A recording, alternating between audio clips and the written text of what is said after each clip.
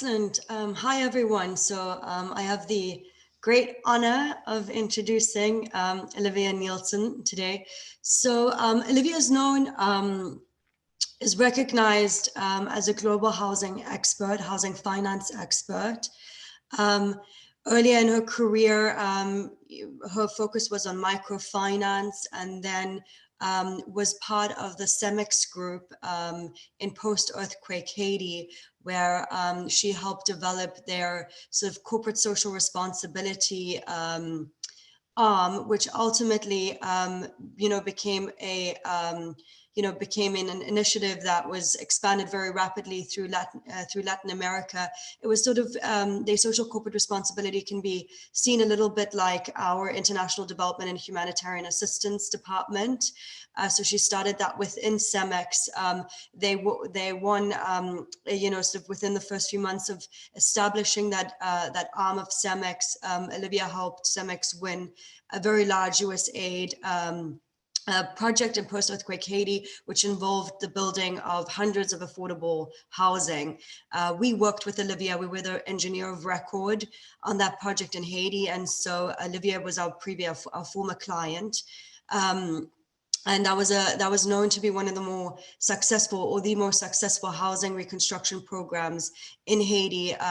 There were many others that failed because the operating environment was very tough, and also, I guess, because they weren't smart enough to hire Miyamoto. But great leadership there. I know Olivia also through my master's program. We were enrolled in the same school. And so I'm actually at Miyamoto because of Olivia's introductions to KIT. So very thankful to that as well. So she's had a real hand in my professional and personal life, as you all know. From there on, Olivia was very Latin America focused, obviously with CEMEX on the housing front, worked across I think almost all Latin American countries, and helping them develop affordable housing units using sort of cost and place construction method. Moved to the Asia region, worked across the Asia region with Bayer. Bayer, it's the German pharmaceutical company that had a product which was sort of a, what was that word again? A cradle. It was quite a neat word that they used. It was sort of a fully recyclable housing material. And they were interested as well in sort of working in the affordable housing space, et cetera. Olivia volunteered for us, became a board member of Miyamoto Relief while in Haiti, and also volunteered and supported us in the Nepal earthquake response. Moved then to Boston, working with the Affordable Housing Institute, AHI. AHI is probably the leading think tank in housing finance. And in that role, she was a principal there, worked across Africa mostly, but also globally. And there really delved not only in sort of the physical construction pieces, but really into the finance. And so looking at sort of the housing finance ecosystem, supply and demand side, and doing very sort of complex financial modeling exercises, including also helping governments and banks and clients structure housing mortgage systems. So very complex stuff. So I think Olivia will be able to tell you a bit more about that, and share her thoughts. It's very interesting, and share her thoughts about sort of the affordable housing sector, but just generally as well, housing sort of in post COVID, or in the age of COVID, since we have not yet overcome this pandemic. So over to Olivia. Thanks, Sabine. I can't wait to introduce you one day. Yeah, so today we're going to be exploring quite a few different topics, including like housing trends that are going on right now during the pandemic, where we see this going after the pandemic, and what are the business opportunities for Miyamoto more specifically. And just for a bit of context, for colleagues in the US, but in the world, we estimate that 1 in 3 urban dwellers live in inadequate housing. That means about 1.6 billion people in the world don't have access to good housing. And between now and 2025, the UN, the World Bank, USAID, a bunch of different actors have said that we need to invest between $9 and $11 trillion in housing alone, which is, a huge amount of money. And I think for us at Miyamoto, it's important to remember that, when we look at the building stock, residential units represent often around 70% of the total building stock in the countries in which we work. So it's a huge business opportunity, and a lot of money is going to go into the sector over the next decade or so. But housing, has long been left behind the development agenda because housing is, in most countries anyway, a private asset. It's owned by homeowners, by landlords, by investors. And development actors don't really want to interfere with private assets. They'd rather build schools, build hospitals, invest in public infrastructure and all of that. But with COVID, quite a few policymakers have called COVID-19 a housing disease. It's something that is highly correlated with poor quality housing. And, obviously data is really hard to find on COVID and housing right now. But this is some data I found from the UK, which clearly shows a strong correlation between overcrowding and death rates. And the preliminary thinking around this is that the more you're exposed to the virus, the higher the likelihood of having a bad case of it is, right? So if you are in a home and you get COVID, you can maybe isolate to your room or, go to another part of your apartment. But if you live in a tiny dwelling with 6, 7, 8 other people, you can't isolate, and the contagion is just going to keep on spreading between the individuals, and it's leading to really, really bad cases. And I just wanted to put a quick reminder here. This comes from the California YIMBY Association, which I love. But there's a difference between overcrowding and density, and the two get confused a lot more often than one would think. Overcrowding just means having a lot of people within the same units, having 10 people within a small unit. Density can mean few people per unit, just having a bunch of different units stacked onto each other. And at the beginning of the pandemic, we saw a lot of media that was confusing the two. It was saying, New York was having a lot of COVID because of density. But in fact, density has nothing to do with it. If everybody's able to isolate in units that are appropriately healthy, appropriately ventilated, and with the right number of people in it, then there should be no reason that, there's high COVID levels. So yeah, just a quick reminder between the two. And so talking about the media, I'm sure you've seen this, I'm sure you've been thinking about this. I actually moved during the pandemic. There's been a lot of talk about people moving away from cities. But the cities are emptying out. It's this big urban exodus. People don't want to be stuck in these overcrowded, urban developments, and they want to live in peri-urban or even suburban or even rural areas because you can work from home now. Everybody's, Miyamoto has taken that approach. And now that you can work from anywhere, why not be closer to nature? So that's what's being said. And here are just a few clips of what's being said in the US, but also around the world. Britain is saying the same thing. Europe, even countries like India. India said, all our migrant workers are leaving the cities. They're all going home to their little villages because there's no more work in the cities anyway because of the lockdowns. It's the end of the city. And I don't know if any of you read the famous op-ed by Jerry Seinfeld defending New York, saying, no, New York is not dead. People will come back to New York, believe me. So there's been a lot of talk about this. And I thought it was kind of important to look at the actual data, not just at the talk, but what is the data showing? The data is showing that people are moving. There's a lot of moves happening. And I only have data from the US right now. We're kind of the best at collecting data on this in the world. But people are moving, specifically people on the coasts are moving. But where are they moving to is the greater question. And we know that people, this is for people moving out of San Francisco, right? There's been a lot of talk about that. But it looks like people are moving to other cities. They're not moving to the countryside. They're not moving to peri-urban areas. People leaving San Francisco are moving to Seattle. They're moving to Chicago. They're actually moving to New York, to Boston. So this is kind of interesting. I spoke to the lead economist of Redfin the other day, the big, real estate agency, and Zillow said the same thing too. Rich people are moving. Rich people are leaving their fancy homes in the cities and going to maybe secondary homes in other parts. But for most of the population, you just don't have a choice. You kind of just stay where you are because things are not, you have less optionality.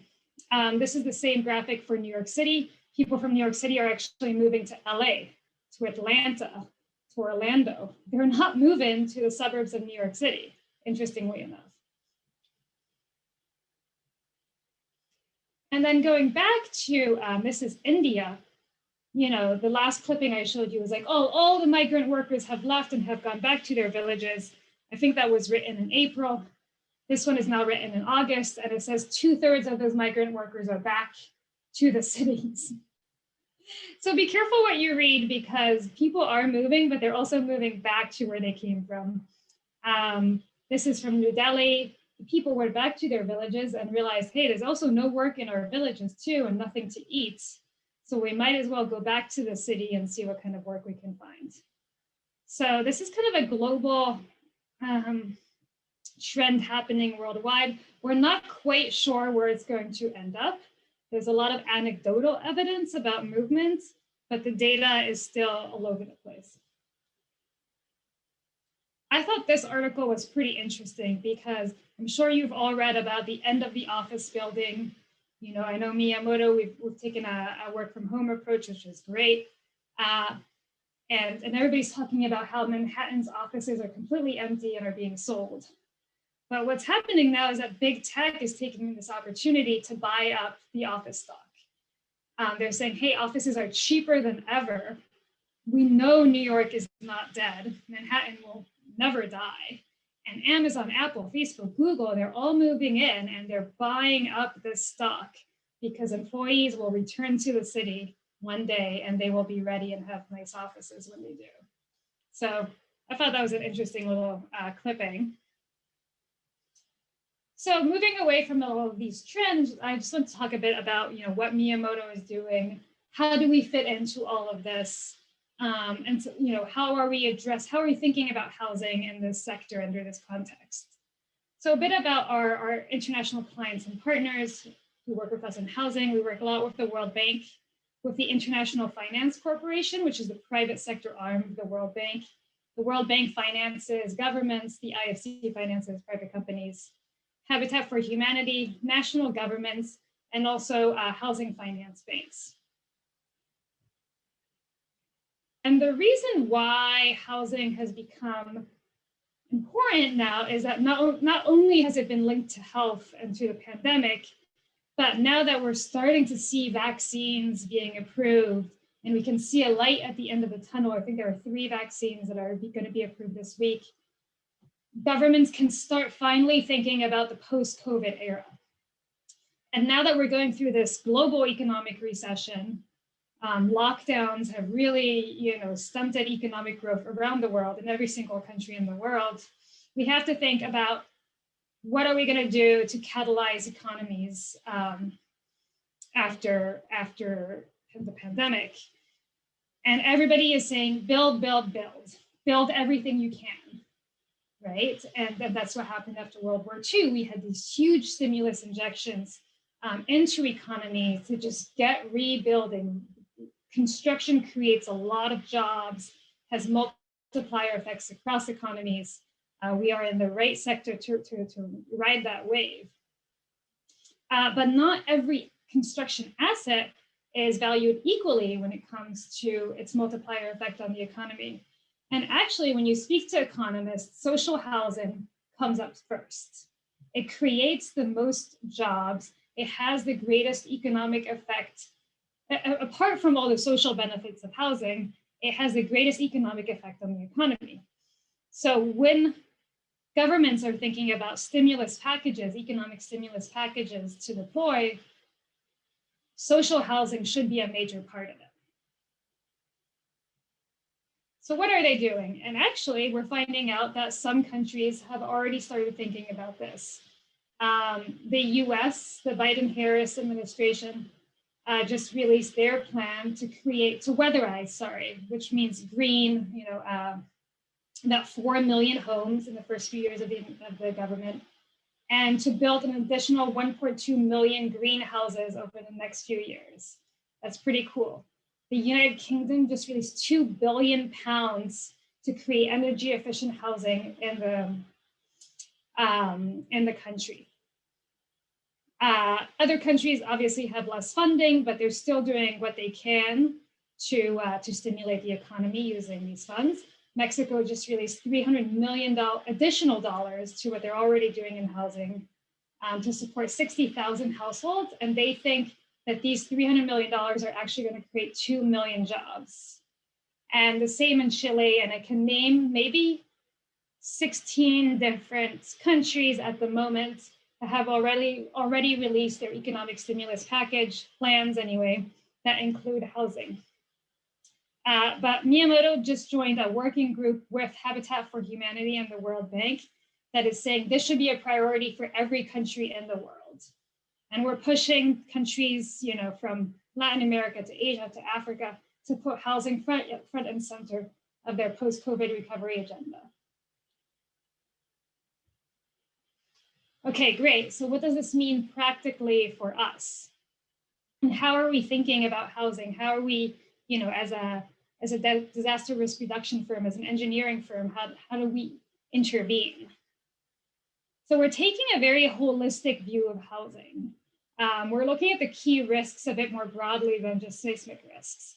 We're looking at overcrowding, we're looking at wind, earthquake, landslides, security of tenure, which is a major issue. In most of the countries in which we work, 70% of the population does not have a land title. They don't actually own their house as an asset. And when you don't own your house, you're not going to put much money into it. You're not going to invest into it. And affordability, disconnected from infrastructure. So we take this holistic view of the home and we try to think, what are all these key risks that apply to it, and how can we use our expertise to tackle them? And when we think about housing, we think it's also very important to not just look at what we call the quantitative housing deficit, which is usually what people think about, and it's what governments talk about. We need to build 1 billion new homes over the next 10 years, or LA lacks so many homes, India lacks so many homes. That's the quantitative housing deficit, which is obviously very important. But in some countries in the world, the qualitative housing deficit, meaning the quality of the existing homes in the country, is actually far greater or equal to the quantitative housing deficit. So in Mexico, most people don't need a new home, they need a better home. The same in Indonesia. In Kenya, it's about half and half. Africa needs a lot of new houses too, but they need better homes. And when we talk about better homes, resilience, climate resilience, earthquake resilience, health, all those factors contribute to what makes a better home. If your home can kill you at any time, it's not a very good home. So the shift has gone from not just focusing on building new homes, but also retrofitting the homes that already exist and maintaining those homes, making them greener, weatherizing them, making them better. So what we're doing at Miyamoto is that we're creating tools for both. And there are different types of tools. Retrofitting a home requires a different financing tool than buying a new home. The engineering tools are different between retrofits and new construction. And the assessment tools are different. So we're trying to develop a set of tools to address each type of deficit and deploy them where they're needed. So this is just a little example of something pretty cool that we have been working on. And this is, I think, one of the coolest things I learned in my first few months at Miyamoto, is that until recently, retrofitting, giving a seismic retrofit to a home could cost something like $4,000 per home. And most people in the world, their homes are worth probably less than $10,000. And if it costs as much as 40% of the cost of your home to retrofit it, to provide something that doesn't actually improve your quality of life that much until a disaster happens, it's probably not worth it. But working at Miyamoto, I discovered wow, there's all these other techniques that are out there that substantially reduce the cost of the retrofit and save lives in the process. So from PP bands to bamboo mesh, wire mesh, there's all these different techniques, engineering techniques out there that we can use and deploy that bring down the cost to just a few $100s. So I'm sure maybe you've all heard about PP bands at this point and can describe it better than I can, but they're, the bands that they're plastic bands that you wrap shipping containers with, and you can, surround the house with it, put a little bit of mortar, and it strengthens the house incredibly, and it only costs probably a few $100s per structure to do.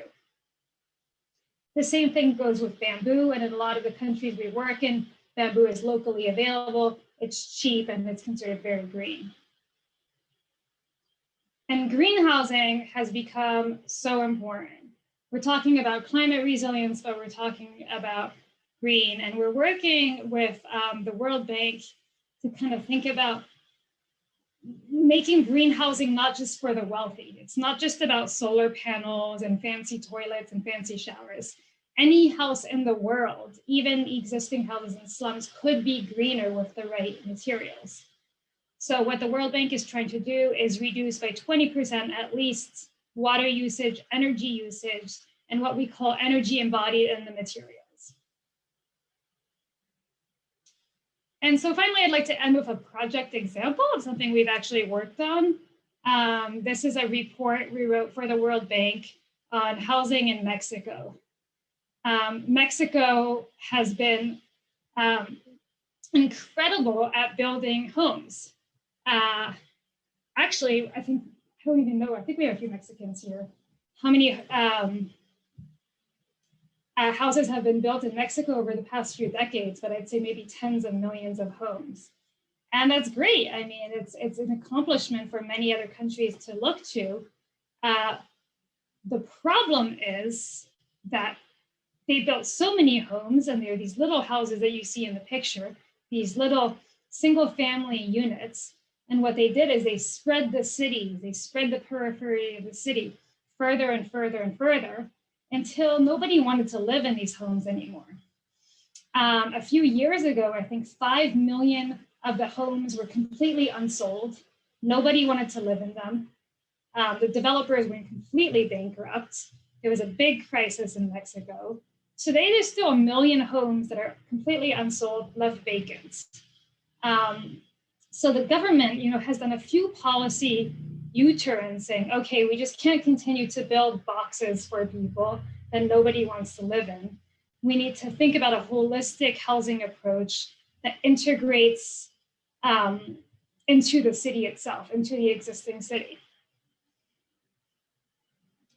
Because, and these are pictures from Haiti. I don't know if any of you have been to this housing settlement, but bad location destroys the value of homes. And I think, at Miyamoto, we don't just believe at building structures for the cost, for the sake of building a structure. A home isn't a home until a family lives in it. These are houses that were built in post-earthquake Haiti that are so far from the capital that even though they're completely free, nobody wants to live in them. The same happened in Mexico. Nobody wants to live in something if it's 3 hours away from your job. Also, quality of the housing counts. I think these houses are from Indonesia. They were destroyed even before someone could move into them. They're such poor quality even before people have time to move into their home, they're completely destroyed. Oh, and these I love. The ones on the top, just a few examples, are from Turkey. And the idea here is the developer thought, oh, people would love to live in their own castles. Let's build a castle for every family. And of course, it turns out people don't want to live in castles in the middle of nowhere. So now there's this whole village, I think it has like 600 mini castles in it, and it's completely empty. It doesn't have any infrastructure around the castles. It's a complete waste of resources and of money. And the case in the bottom is Gabon in West Africa. The government built 3,000 units. They're fine, they're in a good location, but they never finished them and they couldn't figure out who to give them to. So they just abandoned the project and moved on doing something else. So in a country where, you know, poverty rates are extremely high in West Africa, there's 3,000 empty homes in the middle of the capital for absolutely no good reason. So housing is complicated. It's very complicated. It's not just about building. It's about building it right, building it resilient, building it in a good location, building it where people want to live. And there's a lot of corruption in the sector too, like in the case of Gabon below. So, you know, taking into all these things, we have a good wealth of knowledge and we're advising the World Bank on what to do with these programs. And in the case of Mexico, we advise the government on how to respond to these failed housing policies and how to invest their $400 million in order to tackle COVID-19 and create jobs. And the idea was you need to invest in resilience. You need to improve, as I showed you before, Mexico has many more poor quality houses than it needs new houses. And you should spend the $400 million improving the quality of your current housing stock. Make them resistant to earthquakes, make them better, cleaner, healthier.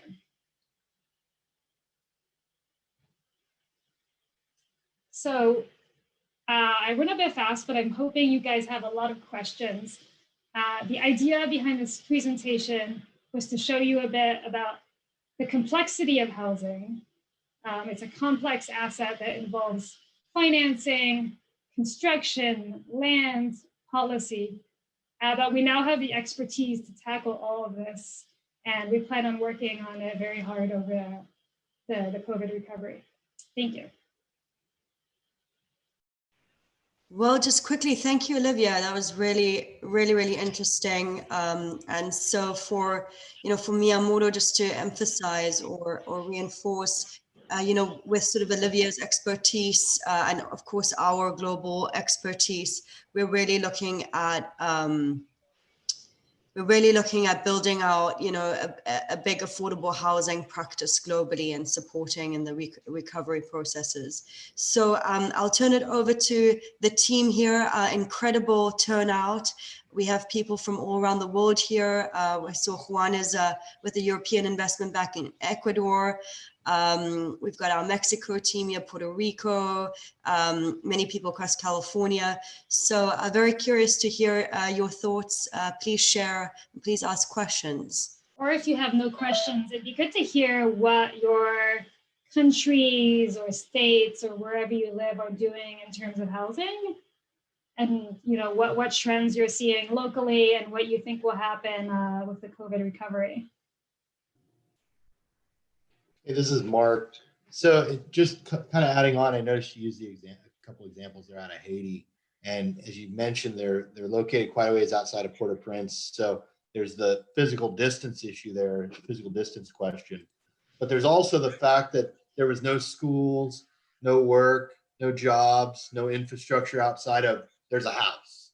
And they typically put in freestanding septic systems, but there's not water systems in place or a source for water. In a market like Haiti, much of the water is obtained through local cellars. And so by just placing a building there, it's just a bunch of sticks and bricks, or in this case, blocks. But it kind of weighs to that consideration of it's not just a building issue, it's a planning issue and an urban planning issue, to kind of bring the whole picture together. Because one piece of it doesn't work. Likewise, you can't have schools with no houses nearby, because again, transport costs in developing markets and developing countries become such a critical component, that it just doesn't work. Just wanted to add on to that. But great presentation. Thanks, Olivia. Thank you. So question to Olivia, but also to so the US, the US offices. So we're now seeing, in sort of Beverly Hills and other places around Los Angeles, obviously because of the restrictions of working from office spaces. We see all this vacant office space. We've learned from Olivia that, Amazon and other, lucrative large companies are taking the opportunity of snatching up that real estate because sooner or later they anticipate people going back into the office. We've also heard I spoke to Swinnerton Ray, who's a good friend of mine who leads Southern California business development. He says that, his team, they did a little survey, and the majority of his team, they do eventually want to go back to the office. The question though is what is the future of those spaces? Will there be, I'm wondering, will we see just a return to normalcy, or will our office spaces become smaller, and will those developments turn potentially into housing units, given that there is a housing, qualitative for sure, but, quantitative deficit as well? What are your thoughts on that? Anecdotally, there's a lot of shopping malls that are being turned into housing. Because shopping malls are definitely dead. I mean, they were dead before COVID. Everybody's online shopping now. But some of them are quite new, and they can be retrofitted into house it quite easily. But yeah, the office space question is a good one, and I don't know. The ones that are being snatched up are these really, really nice buildings in New York, but the lesser ones, I don't know what's going to happen to those. Another interesting trend that's going on that I didn't really touch upon, but the pandemic has been pretty bad for small landlords, and a lot of the big institutional landlords like Blackstone, they're coming in and they're snatching up real estate at very, very cheap prices too. So, there are some people who, I wouldn't call them vultures, but some people call them vultures, real estate investors who are buying a lot of stock on the cheap with the hope that when things bounce back, it's going to be very profitable.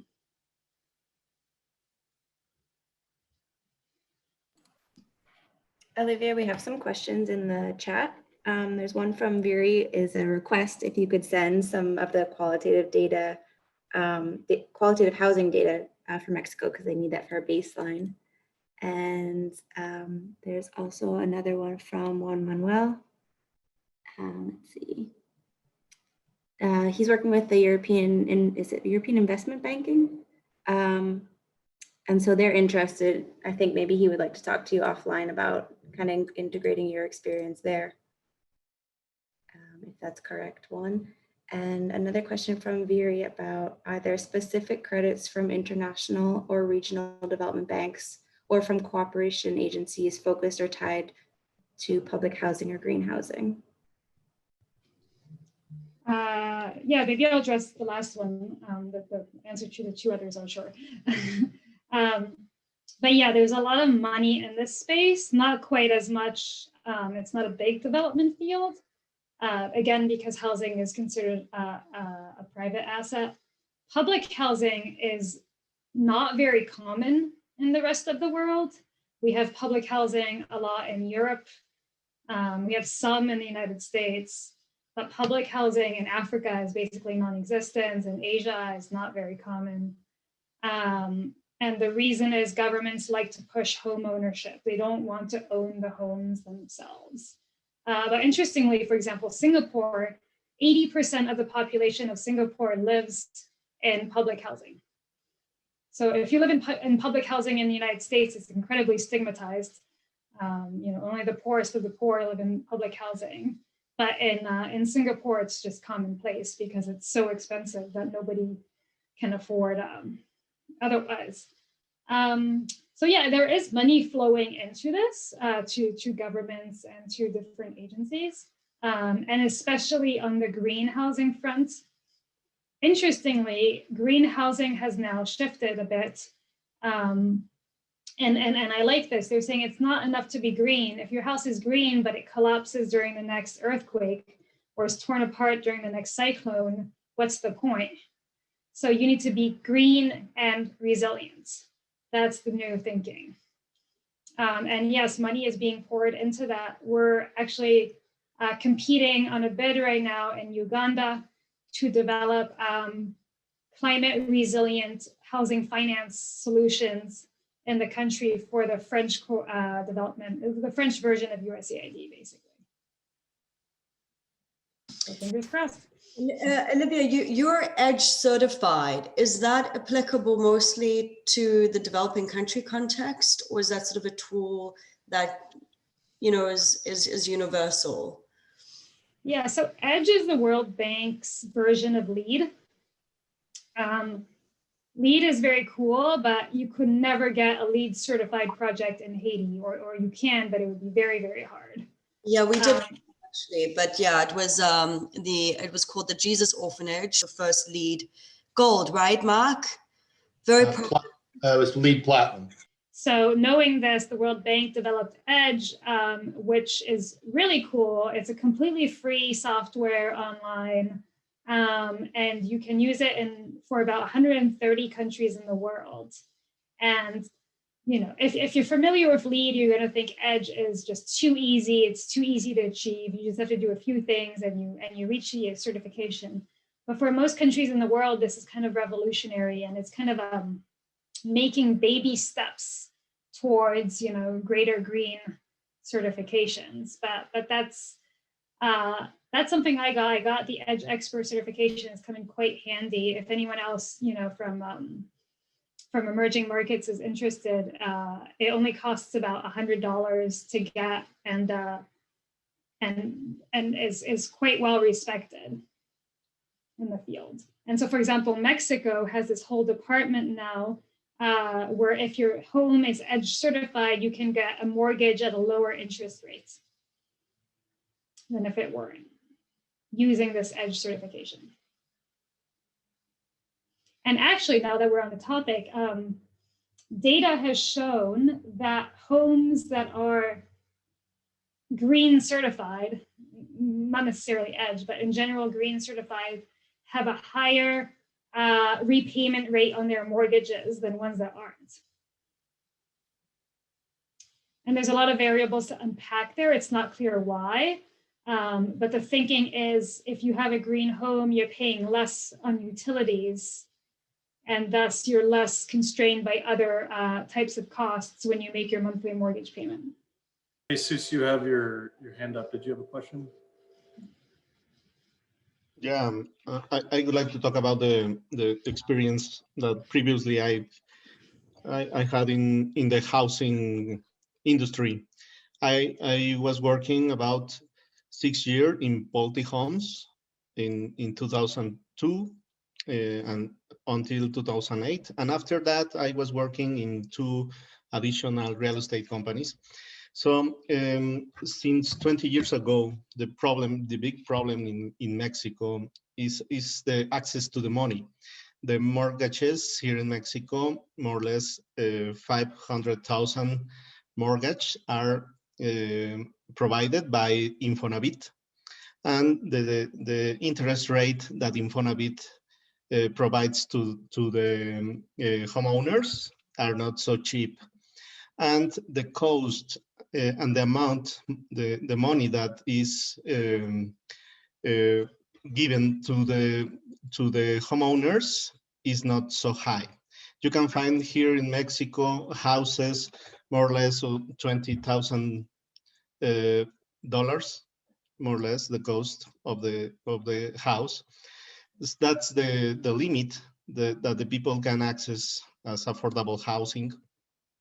So the developers looks for the cheapest land, and they found it very far away from the jobs or from the economy activity.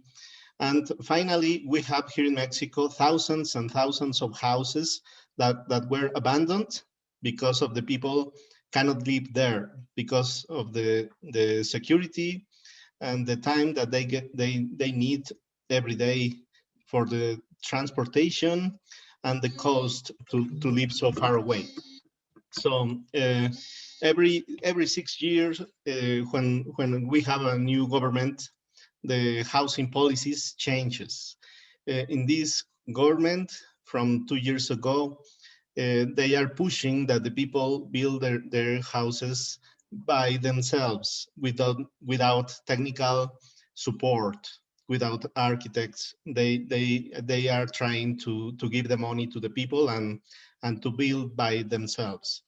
So we have many problems with that kind of strategies, and we are building the risk because the people doesn't know how to build houses, especially in earthquake risk areas or flooding areas or near the rivers.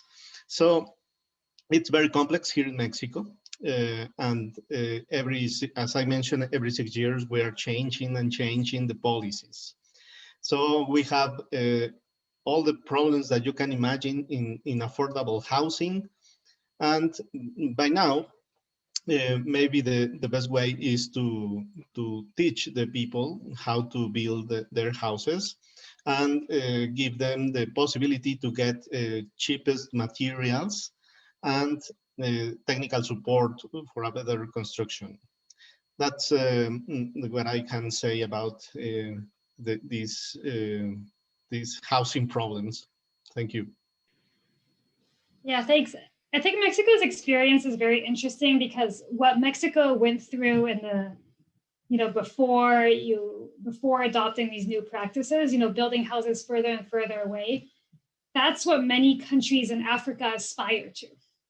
They're making the same mistake you guys made, in the past few decades. And the complexity behind housing is so hard. I was working in Ghana 2 years ago.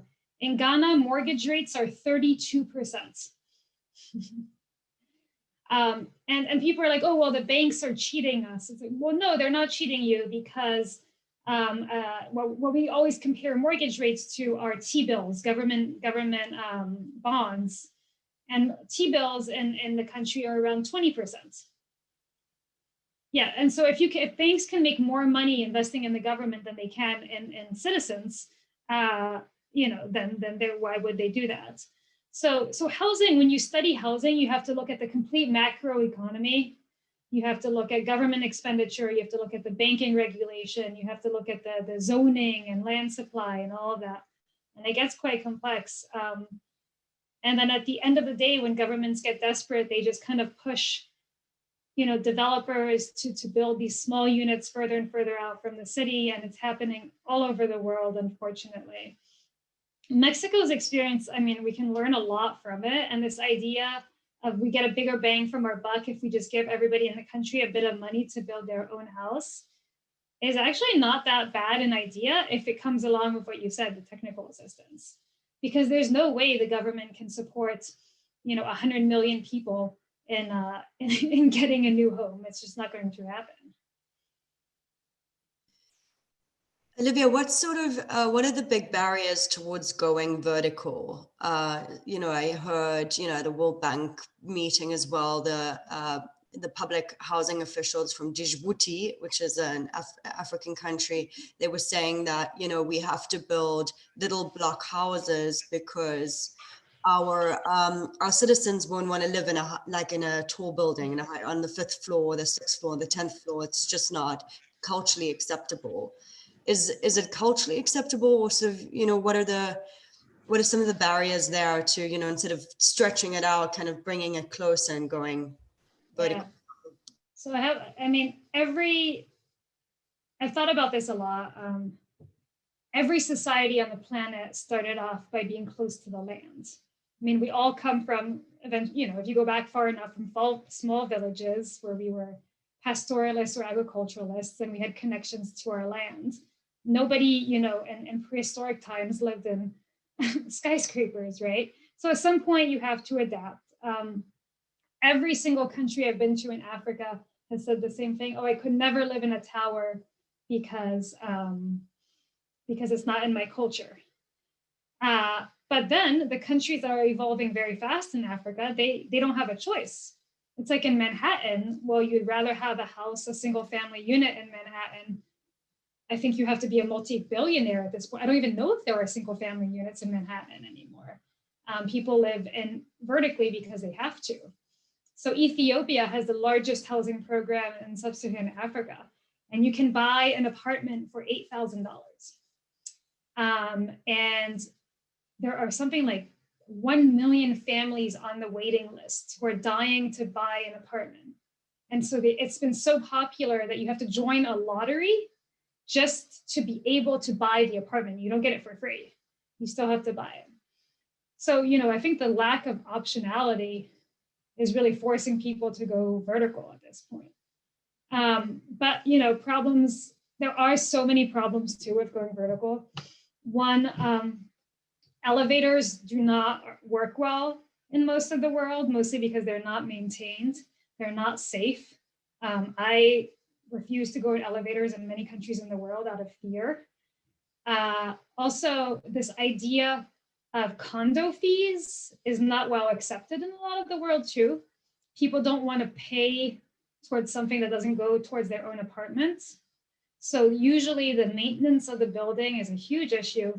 In many countries, you go and you see these buildings that are only 5 years old and they're already kind of falling apart. So one thing we've been really pushing for in this development space is what we call gentle density. There's no point in pushing these countries to build 20-story buildings or even 10-story buildings. Instead, do it gently, do 4 or 5-story buildings, something beautiful, something timeless. You know, Paris was built hundreds of years ago and it's still timeless. We don't use elevators in most of Paris. And it's perfectly fine, and people enjoy Paris. Another little anecdote, I developed the housing policy for Qatar in the Middle East. And in Qatar, when you get married, the government gives you your own villa. Every man who gets married in Qatar gets his own villa, which is kind of cool. But now that the population is growing, they're running out of space to build their villas because most of the country is earmarked for oil exploration. So the cities are getting wider and wider and wider and larger and larger and larger because you have all this space for villas. And nobody wants to live, again, 2 hours from the city in their little private villa. But nobody wants to live in an apartment either. But when we went to Qatar and we asked them, okay, do you have an apartment in London? They all have an apartment in London or Paris. And they're perfectly fine living in an apartment in London or Paris, but not in Qatar. And I think the reason is urban planning at the end of the day. People love London, people love Paris, people love New York because there are shops, there's life, you know, it's a city, it feels like a city. Whereas apartments in most of the world, in these other places like in Qatar, they don't feel like a city. You go to the ground floor, there's nothing there. So it's not just about building apartments, it's about building the life around them too.